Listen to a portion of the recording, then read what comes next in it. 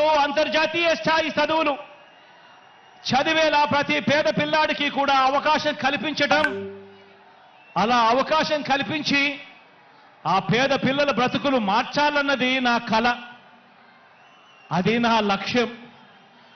ప్రతి అక్క చెల్లెమ్మ తన కాళ్ళ మీద తాను నిలబడేట్టుగా, ఆ అక్క చెల్లెమ్మ ముఖాన ఎప్పుడూ చిరునవ్వులే ఉండాలన్నది నా కల, అది నా లక్ష్యం. ఏ ఒక్క రైతన్నా కూడా వ్యవసాయం వల్ల నష్టపోయాననే చెప్పే పరిస్థితి రాకూడదు. వ్యవసాయాన్ని పూర్తిగా మార్చాలన్నది నా కల, అలా చెయ్యాలన్నదే నా లక్ష్యం. ఇక ఏ ఎస్సీ, ఇక ఏ ఎస్టీ, ఇక ఏ బీసీ, ఇక ఏ మైనారిటీ, ఇక ఏ పేద కూడా పేదరికం వల్ల ఎదగలేకపోయాడు అనే పరిస్థితి ఉండకూడదు. పేదవాళ్ళు, ఆ పేదవాళ్లకు సమానమైన అవకాశాలు వారికి రావాలి. సాధికారతలన్నీ కూడా వాళ్లకు కల్పించగలగాలి. అలా చేయగలిగితేనే వారి ప్రపంచం మారుతుంది.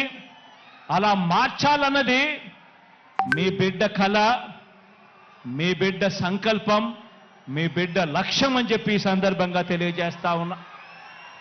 వైద్యం కోసం ఏ ఒక్కరూ కూడా మరణించే పరిస్థితి రాకూడదు.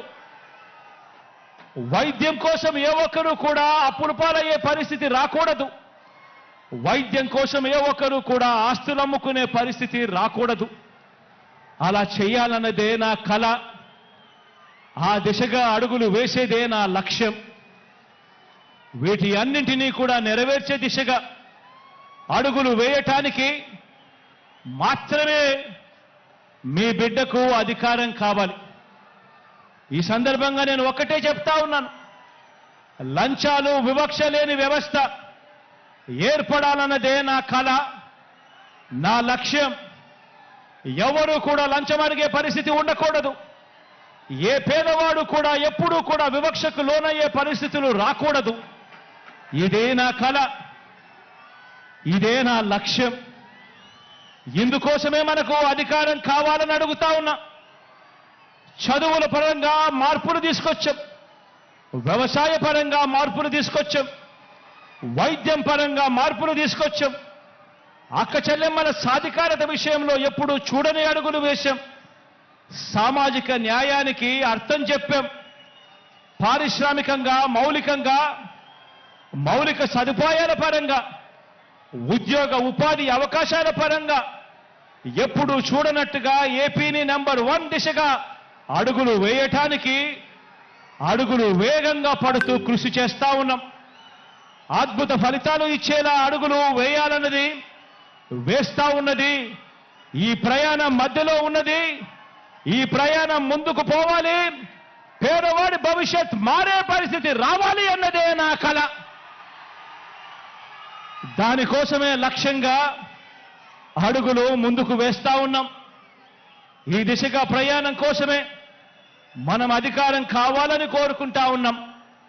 పేదవాడి భవిష్యత్ మారాలని, పేదవాడి భవిష్యత్ మార్చాలని, దీనికోసమే మీ బిడ్డకు అధికారం కావాలని అడుగుతా ఉన్నా. ఒకటే ఒకటి చెప్తా ఉన్నా, అధికారం అంటే మీ బిడ్డకు వ్యామోహం లేదు. అధికారం పోతుంది అన్న భయం మీ బిడ్డలో ఎప్పుడూ కూడా ఉండదు, రాదు అని కూడా ఈ సందర్భంగా చెప్తా ఉన్నా.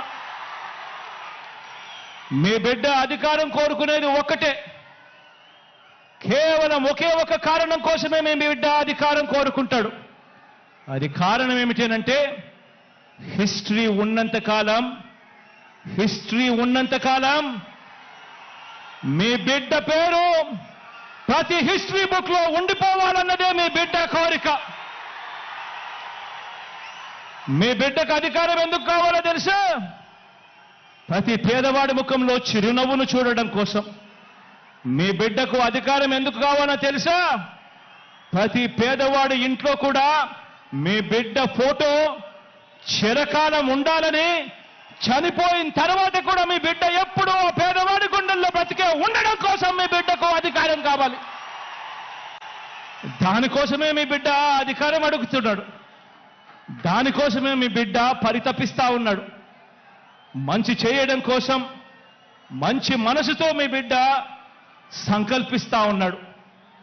దేవుడి దయ ప్రజలందరి జీవన్లు ఎల్లకాలం ఉండాలని కోరుకుంటా ఉన్నాడు. అలాగే కార్యకర్తలకు, అభిమానులకు, వాలంటీర్లకు కూడా ఒకే ఒక మాట చెబుతా ఉన్నా. భారతదేశ రాజకీయ చరిత్రలో మరి ఏ ఇతర పార్టీ కూడా ఎప్పుడూ ఇవ్వలేదు. మన పార్టీలో ఉన్న ప్రతి కార్యకర్త, ప్రతి అభిమాని, ప్రతి వాలంటీర్ అందరూ కూడా నా కుటుంబ సభ్యులే. వారికి ఖచ్చితంగా మంచి జరుగుతుంది, ఖచ్చితంగా మంచి జరిగిచ్చేందుకే మీ బిడ్డ ఉన్నాడు అని కూడా ఈ సందర్భంగా తెలియజేస్తా ఉన్నాను. వారు మరో 2 మెట్లు ఎదిగేందుకు చరిత్రలో ఎప్పుడూ కూడా చూడని విధంగా, చరిత్రలో ఎన్నడూ లేనన్ని కార్పొరేషన్లు, వాటిలో చైర్మన్లు